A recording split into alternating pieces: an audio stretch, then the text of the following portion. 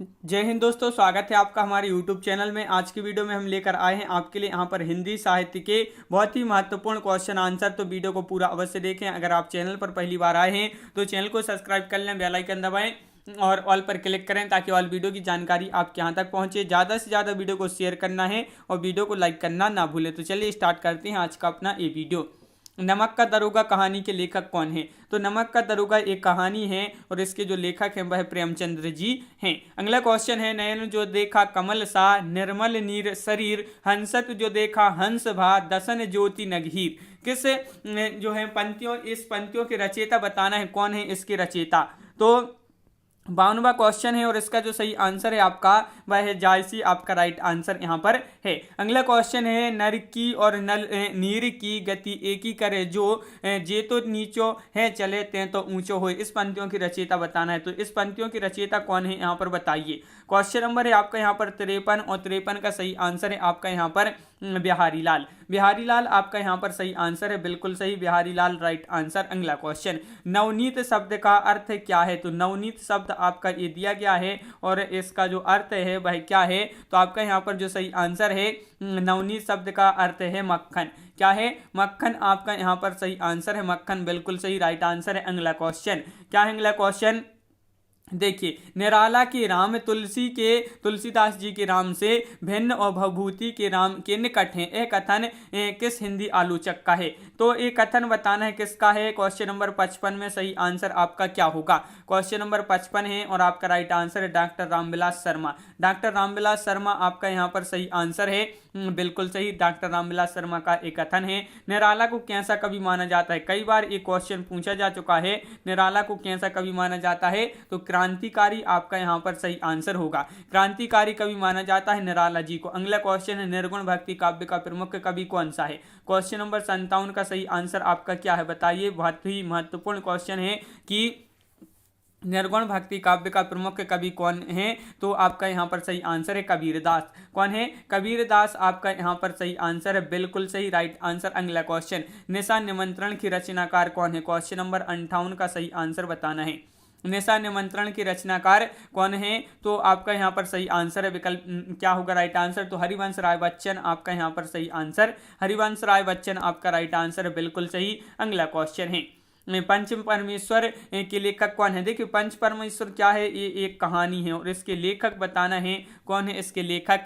तो आपका right answer है क्वेश्चन नंबर 69 का आपका प्रेमचंद्र राइट आंसर है। पंच परमेश्वर कहानी के जो लेखक हैं वह हैं प्रेमचंद्र। कौन है? प्रेमचंद आपका यहाँ पर सही आंसर है।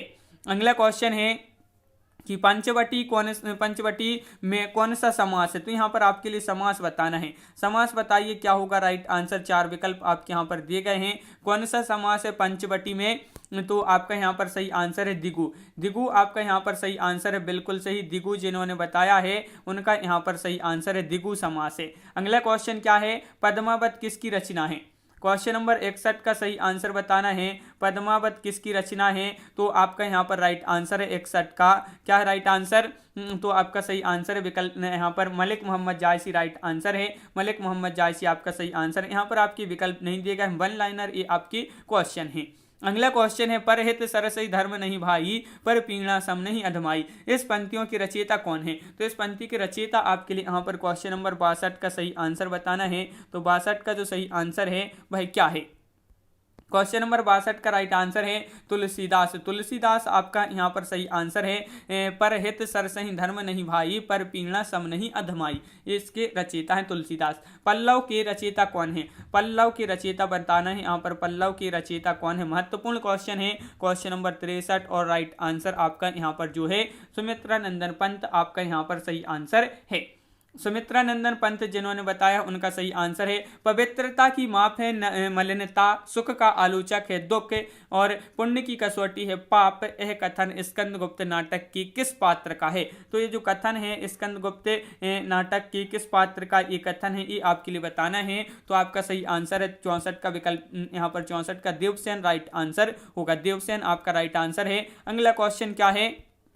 तो देखिए, अगला क्वेश्चन है, पूस की रात के लिए रचनाकार कौन है? पूस की रात एक क्या है? कहानी है। पूस की रात कहानी है और इसके जो लेखक हैं वह कौन है या रचनाकार कौन है, तो इसके रचनाकार हैं प्रेमचंद्र। प्रेमचंद्र आपका यहाँ पर सही आंसर है। पृथ्वीराज रासो की रचनाकार कौन है, तो पृथ्वीराज रासो के जो रचनाकार हैं वह कौन है, तो आपका राइट आंसर है चंद्रबरदाई राइट आंसर है। अगला क्वेश्चन है प्रेमचंद के अधूरे उपन्यास का नाम बताना है।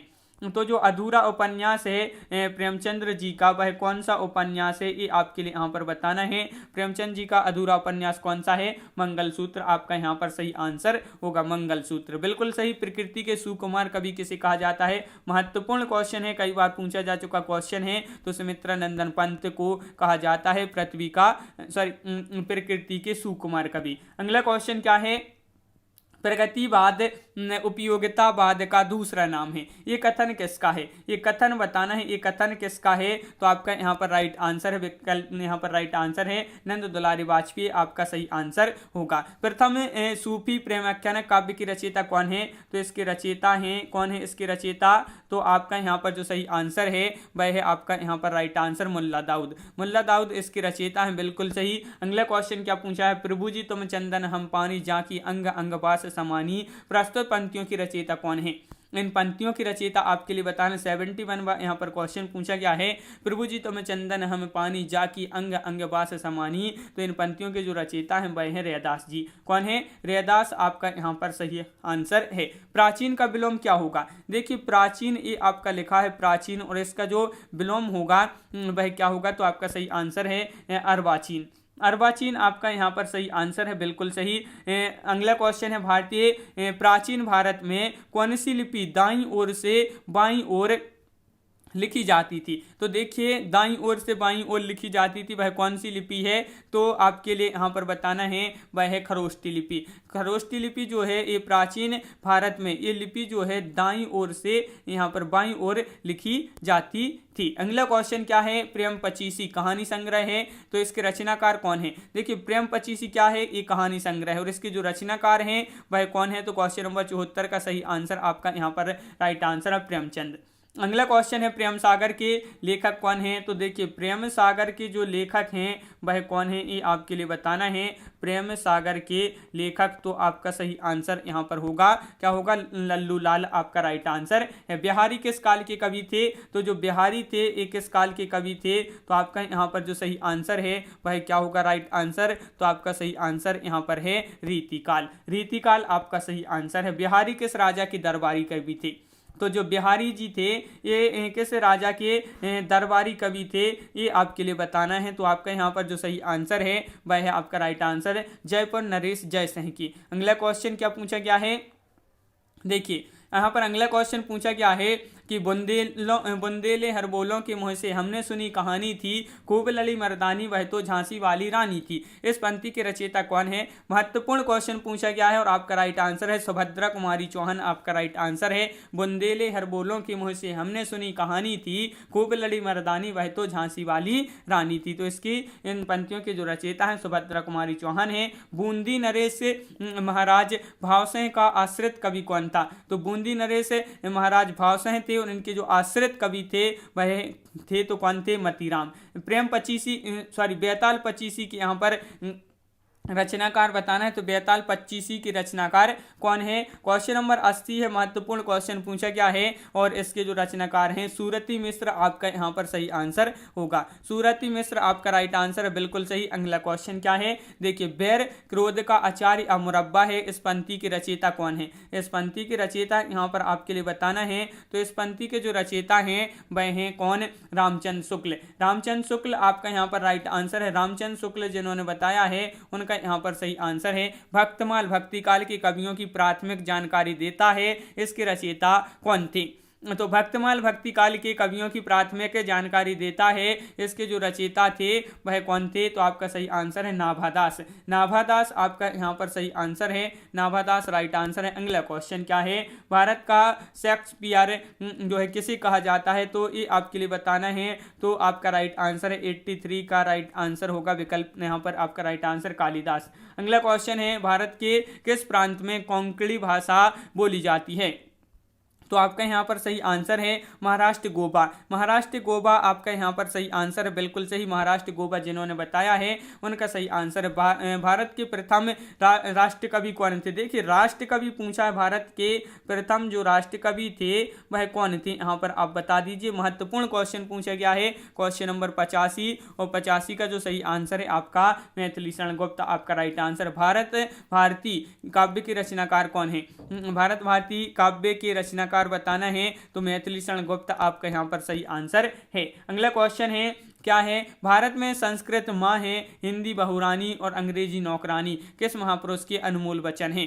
तो ये अनमोल वचन है, एक किस महापुरुष के अनमोल वचन है ये आपके लिए बताना है। भारत में संस्कृत माँ है और हिंदी बहुरानी अंग्रेजी नौकरानी, ये जो अनमोल वचन है डॉक्टर कामिल बुल्की की। अगला क्वेश्चन क्या है? भारत में सबसे कम बोले जाने वाला भाषाई समूह कौन सा है? वह समूह है जो कम बोला जाता है भारत में सबसे कम, वह समूह है चीनी तिब्बती। चीनी तिब्बती आपका यहाँ पर सही आंसर है, बिल्कुल सही राइट आंसर है। अगला क्वेश्चन, भारत में सर्वाधिक लोगों द्वारा कौन सी भाषा बोली जाती है? तो आपका राइट आंसर क्या होगा? भारत में सर्वाधिक लोगों द्वारा जो बोली जाती भाषा है वह है हिंदी। हिंदी यानी कि देवनागरी लिपि आपका यहाँ पर सही आंसर है।